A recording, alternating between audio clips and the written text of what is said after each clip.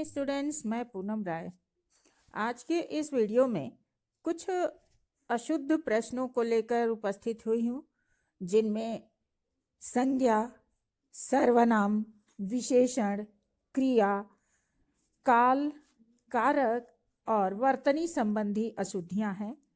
ये वे प्रश्न हैं जो यूपी एपीओ, यूपी लोअर सब, यूपी पीसीएस, आरओ, एआरओ जैसी महत्वपूर्ण परीक्षाओं में पूछे गए हैं।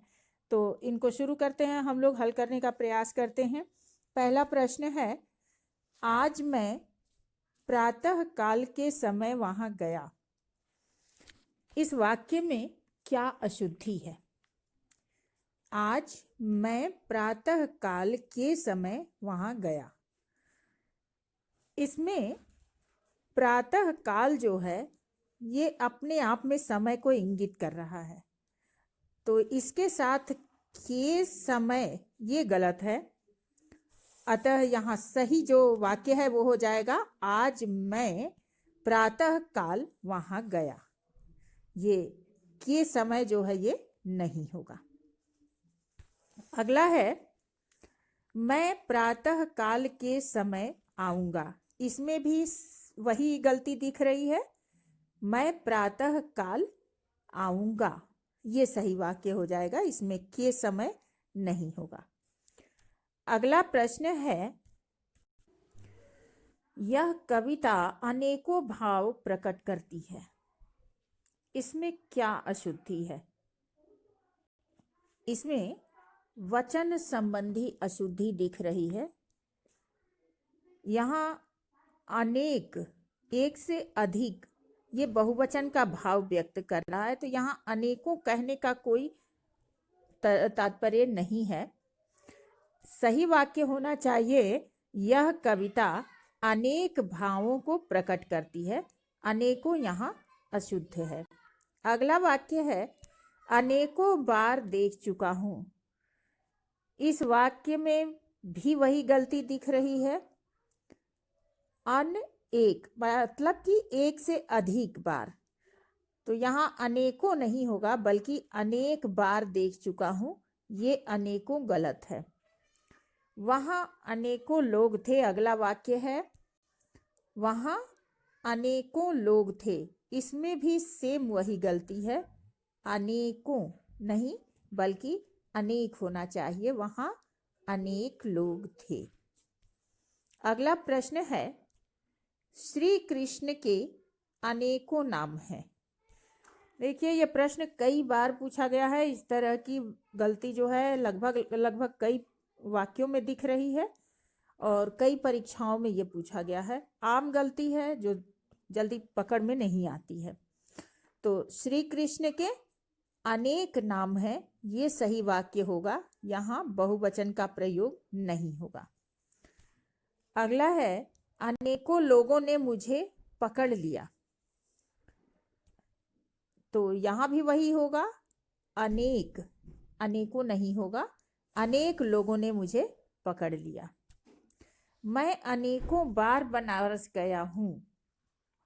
मैं अनेकों बार बनारस गया हूँ, वही गलती इसमें भी दिख रही है, अनेक बार बनारस गया हूँ। एक से अधिक को इंगित कर रहा है, मतलब कि ये एक से अधिक बार गया है, तो ये अपने आप में अनेक शब्द जो है वो बहुवचन को व्यक्त करता है। मैं अनेक बार बनारस गया हूँ, सही वाक्य ये हो जाएगा। अगला है, अनेकों स्त्री पुरुष उसे देखने गए। अनेकों स्त्री पुरुष उसे देखने गए, इसमें भी वही गलती दिख रही है, यानी वचन संबंधी गलती इसमें है। अनेक स्त्री पुरुष उसे देखने गए, यहाँ भी अनेकों नहीं होगा। अगला प्रश्न है, आप अपने कथन का स्पष्टीकरण करने के लिए बाध्य हैं। इस वाक्य में क्या त्रुटि है?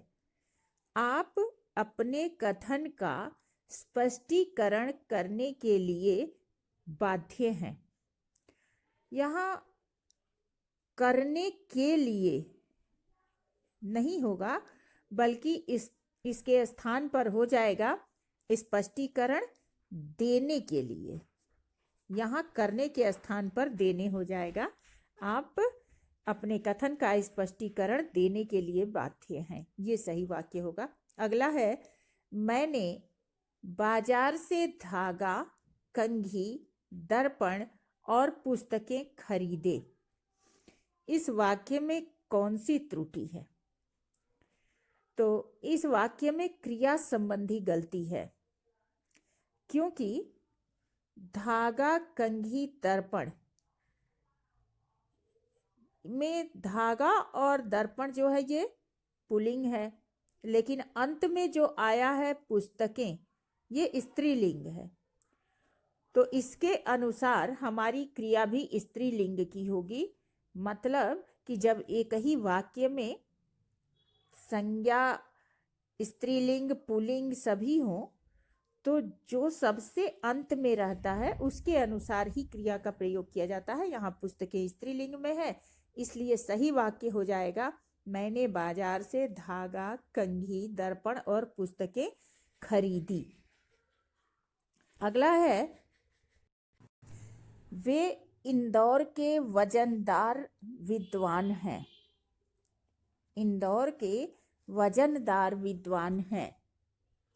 इसमें वजनदार का प्रयोग अशुद्ध है, क्योंकि ये किसी वस्तु के लिए प्रयोग किया जाता है, जबकि विद्वान कोई वस्तु नहीं है, ये एक पर्सन है, एक व्यक्ति है। तो यहाँ पे प्रतिष्ठित होगा, सही वाक्य हो जाएगा, वे इंदौर के प्रतिष्ठित विद्वान हैं। प्रतिष्ठित, ये सही शब्द हो जाएगा यहाँ। अगला है, उसका गुस्सा उबल रहा था। इस वाक्य में क्या अशुद्धि है? उसका गुस्सा उबल रहा था। उबलता है, जब आग पर होता है तो उबलता है, लेकिन यहाँ सही शब्द क्या होगा? उफान पर। उबल रहा था की जगह हो जाएगा, उसका गुस्सा उफान पर था, यानी चरम सीमा। उफान मतलब चरम सीमा पर था। अगला है, आग और कलम शब्द संज्ञा हैं। आग और कलम शब्द संज्ञा हैं। तो आग और कलम ये दोनों ही शब्द हैं, तो इसके बाद शब्द का प्रयोग अनुचित है। आम और कलम संज्ञा है, सही वाक्य ये होगा। इसके बीच में शब्द का प्रयोग नहीं होना चाहिए। अगला प्रश्न है, मुझे आज मेरी बहन को इंदौर भेजना है। मुझे आज मेरी बहन को इंदौर भेजना है, इसमें किस प्रकार की अशुद्धि है? इसमें सर्वनाम संबंधी अशुद्धि दिख रही है। वाक्य है, मुझे आज मेरी बहन को, तो मेरी की जगह यहाँ अपनी होना चाहिए, अपनी बहन को। तो सही वाक्य हो जाएगा, मुझे आज अपनी बहन को इंदौर भेजना है। अगला है, हम एक शपथ के नीचे इकट्ठा हुए। एक शपथ के नीचे कैसे इकट्ठा होंगे? एक ध्वज के नीचे इकट्ठा हो सकते हैं। तो यहाँ शपथ की जगह जो सही शब्द आएगा वो हो जाएगा ध्वज। सही वाक्य हो जाएगा, हम एक ध्वज के नीचे इकट्ठा हुए हैं। अगला वाक्य है, उसे अनुत्तीर्ण होने की आशा है। इसमें अशुद्ध क्या चीज प्रयुक्त हुआ है? आशा, क्योंकि अनुत्तीर्ण होना इसकी आशा कोई नहीं करता। सकारात्मक परिणाम के लिए आशा का प्रयोग किया जाता है, जबकि अनुत्तीर्ण होना नकारात्मक परिणाम है। तो इसके लिए यहाँ पर आशंका होना चाहिए या भय होना चाहिए। उसे अनुत्तीर्ण होने की आशंका है या उसे अनुत्तीर्ण होने का भय है। सही वाक्य ये हो जाएगा, आशा यहाँ पे नहीं होगा। अगला है, ये लोग परस्पर एक दूसरे से घृणा करते हैं।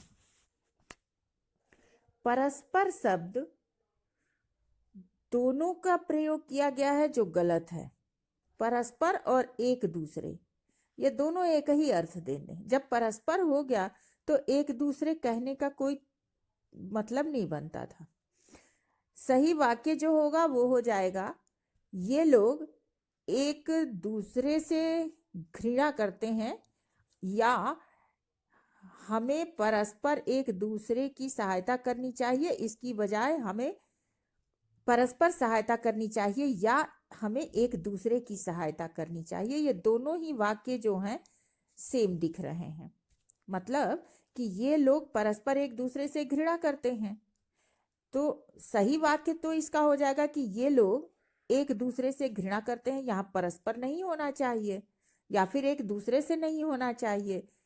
और सहायता, जहाँ संबंध दिख रहा है वहाँ परस्पर हो सकता है। जैसे हमें परस्पर सहायता करनी चाहिए या हमें एक दूसरे की सहायता करनी चाहिए, ये सही वाक्य हो जाएंगे। अगला है, राजेश्वर चित्र खींच रहा है। राजेश्वर चित्र खींच रहा है, इस वाक्य में क्या अशुद्धि है? चित्र खींचा नहीं जाएगा, चित्र बनाया जाएगा। तो सही वाक्य हो जाएगा, राजेश्वर चित्र बना रहा है, न कि खींच रहा है। ये वाक्य सही नहीं है, इसकी जगह खींच की जगह बना होना चाहिए। अगला प्रश्न है, सुधीर बुरी तरह से प्रसिद्ध है। यहाँ जो त्रुटि है वो विशेषण संबंधित त्रुटि दिख रही है। बुरी तरह से, इसकी जगह कुख्यात है सही होगा, क्योंकि प्रसिद्ध होगा तो बुरी तरह से कोई प्रसिद्ध नहीं हो सकता। तो इसका सही वाक्य जो है वो हो जाएगा, सुधीर कुख्यात है। अगला है, यह दवात मत छुओ टूट जाएगी। यह दवात मत छुओ टूट जाएगी, इसमें किस प्रकार की अशुद्धि है? तो इसमें जो अशुद्धि है वो यह का प्रयोग असंगत दिखाई दे रहा है, क्योंकि ये वाक्य जो है मत छुओ आदेश दे रहा है, और आदेश दे रहा है तो जाहिर सी बात है कि किसी एक को इंगित नहीं करेगा। मतलब वहाँ जो चीज है उसको बचाने का प्रयास कर रहा है। तो यहाँ पे यह नहीं होना चाहिए। यहाँ पे जो सही वाक्य होगा वो हो जाएगा, दवात मत छुओ टूट जाएगी, ये सही वाक्य। उसे बीना बजाना नहीं आता, इस वाक्य में वर्तनी संबंधी अशुद्धि दिख रही है। ये बीना नहीं बल्कि वीणा होता है, वीणा बजाना नहीं आता।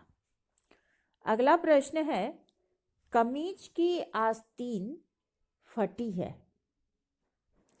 कमीज की आस्तीन फटी है, यहाँ होना चाहिए आस्तीन। आस्तीन मतलब बाह। तो यहाँ भी वर्तनी संबंधी अशुद्धि है। अगला वाक्य देखते हैं, चहार दीवारी के उस पार खाई है। चहार दीवारी के उस पार खाई है, इसमें उस पार में जो उस का प्रयोग हुआ है ये तर्कसंगत नहीं है, क्योंकि यहाँ पर पार का मतलब है कि खाई के पार, तो एक तरफ खड़ा है दूसरी तरफ जाएगा, इसलिए उसका कोई मतलब नहीं है। चार दीवारी के पार खाई है, यहाँ उस नहीं होगा। अगला है, नायक का पति विदेश में है। इस वाक्य में अशुद्धि क्या है? पति विदेश में है, किसका? नायक का। तो नायक का पति कहाँ होगा? ये वाक्य अशुद्ध है, यहाँ नायिका का हो जाएगा। नायिका का पति विदेश में है, यहाँ संज्ञा संबंधी अशुद्धि है। अगला है दिवाकर वैद्य को नारी का अच्छा ज्ञान है। नारी का ज्ञान अच्छा है, तो इसमें अशुद्धि क्या है? दिवाकर कोई वैद्य है जिसको नारी का अच्छा ज्ञान है? नहीं, यहाँ नारी नहीं होगा बल्कि नाड़ी, क्योंकि वैद्य है तो उसको नाड़ी का ज्ञान अच्छा हो सकता है। यहाँ नारी की जगह नाड़ी होना चाहिए। अगला है मनोहर का मकान श्याम से ज्यादा बेहतर है। मनोहर का मकान श्याम से ज्यादा बेहतर है, ज्यादा का प्रयोग अनुचित है, ये यहाँ नहीं होना चाहिए, क्योंकि दो लोगों के मकान की तुलना हो रही है, तो इस वाक्य में बेहतर ही काफ़ी है, ज़्यादा का प्रयोग उचित नहीं है। तो जो सही वाक्य होगा वो हो जाएगा मनोहर का मकान श्याम से बेहतर है। अगला है पर्वत का शिखर ऊंचे हैं। यहाँ क्रिया जो है बहुवचन की है, तो जो कारक है वो भी हमारा उसके अनुकूल लगेगा। तो यहाँ पर्वत का शिखर नहीं बल्कि पर्वत के शिखर ऊंचे हैं। इसमें वचन संबंधी अशुद्धि है, यहाँ बहुवचन का कारक लगेगा के। अगला है डाल में चिड़िया बैठी है। इसमें अधिकरण कारक संबंधी अशुद्धि है, क्योंकि में और पर ये दोनों ही अधिकरण कारक के हैं, लेकिन में का प्रयोग वहाँ होता है जहाँ उसके अंदर कोई चीज हो। चिड़िया डाल के अंदर नहीं घुस सकती, तो यहाँ पर ये नहीं होगा बल्कि डाल पर चिड़िया बैठी है, ये सही होगा। तो आज के लिए इतना ही काफ़ी। नेक्स्ट वीडियो में कुछ और ऐसे ही वाक्यों के साथ मिलते हैं। तब तक के लिए धन्यवाद।